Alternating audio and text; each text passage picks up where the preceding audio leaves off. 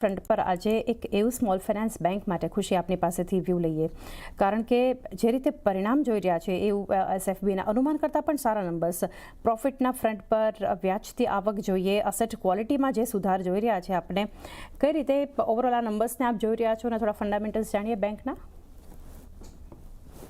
એવું small finance બેંકની વાત કરશું તો આપણે બેન્કિંગના ફ્રન્ટ પર આ ઘણા સારા રિઝલ્ટ આપણને બેંકના તરફથી આપણે જોવા મળ્યા છે. અને જેમ તમે પણ જણાવ્યું એક્સપેક્ટેશન્સ કરતાં સારું એવું રિઝલ્ટ આવ્યું છે. રેવન્યુમાં એક સારો એવો ગ્રોથ આપણે જોયો છે. નિમ માર્જિન્સમાં આપણને સારું એવું એક વધારો આપણને સ્પેશિયલી જોવા મળ્યું છે. અને વેરેઝ આવા માર્કેટના સિનારીઓમાં બેંકનું આપણને એક સારું એવું રિઝલ્ટ આપણને આવતા જોવા મળ્યું છે. અને સ્પેશિયલી અગર આપણે જોઈશું બેંકે સારી રીતે રિકવરી પણ કરી છે. એમની બેલેન્સ શીટ પણ પહેલા કરતાં ઘણી હવે સ્ટ્રોંગ અને સ્ટ્રેન્થ આપણને આવતા જોઈ રહ્યા છે. સારી એવી રિકવરી બેંકે એમના માર્જિન્સના ફ્રન્ટ પર પણ કરી છે અને પ્રોફિટેબિલિટીના ફ્રન્ટ પર કરી છે. સો ત્યાં પણ એક સારું એવું આપણે એક સુધારો જોઈ રહ્યા છે.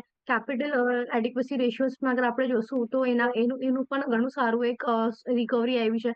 એક સારો સુધારો આપણને ઈ સાઈડે પણ જોવા મળ્યો છે. અને એનપીએ અને જીએનપીએમાં પણ એક સારું એવું આપણને સ્ટેબિલિટી અને ઘટાડો આપણને જોવા મળ્યો છે. સો ઓવરઓલ જે બધા બેંકના આપણા ઓવરઓલ જે રિઝલ્ટ આવ્યા છે ઘણા સારા આવ્યા છે. અને અગર આપણે છેલ્લા 5 વર્ષનું પણ અગર આપણે કેગર ગ્રોથ જોશું પ્રોફિટનું, બેંકનું ઘણું સારું જ રહ્યું છે. 25% ઓલમોસ્ટ બેંકે હંમેશા એનું પ્રોફિટ ગ્રોથ મેન્ટેન કર્યું છે. અને આ વખતે પણ જે રીતે રિઝલ્ટ આવ્યા છે ઓલમોસ્ટ એ પણ આવા માર્કેટના સિનારીઓમાં જે ઓલમોસ્ટ ફિયરનો સિનારીઓ આવી રહ્યો છે. સો કમેન્ડેબલ રિઝલ્ટ છે. અને ઓવરઓલ અગર આપણે લોંગ ટર્મ માટે પણ આપણા સ્ટોક પર એક ફોકસ રાખી શકીએ છીએ. લોંગ ટર્મ પણ એક ફોકસ એવું સ્મોલ ફાઇનાન્સ બેંક પર રાખી શકો છો. અમિત, આજે આ બેન્કિંગ કાઉન્ટર પર ખાસ એક ફોકસ રાખીશું. સારા નંબર્સ બાદનું એક એક્શન, એટલે થોડા ટેકનિકલ વ્યૂ પણ લઈ લઈએ. કઈ રીતે જોઈ રહ્યા છો સ્ટોકને, એવું સ્મોલ ફાઇનાન્સ બેંક ચાર્ટ પર કઈ રીતે આપ જોઈ રહ્યા છો?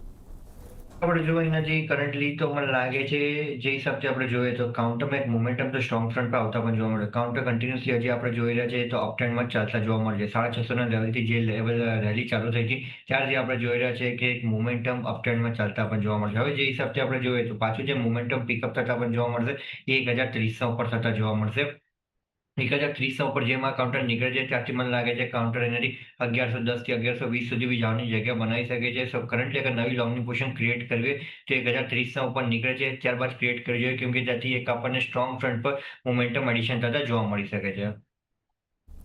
તો એક વ્યૂ અહીંયાથી એવું સ્મોલ ફાઇનાન્સ બેંક આપણે ફંડામેન્ટલ અને ટેકનિકલ ચર્ચા કરી, ત્યાં પણ આજે એક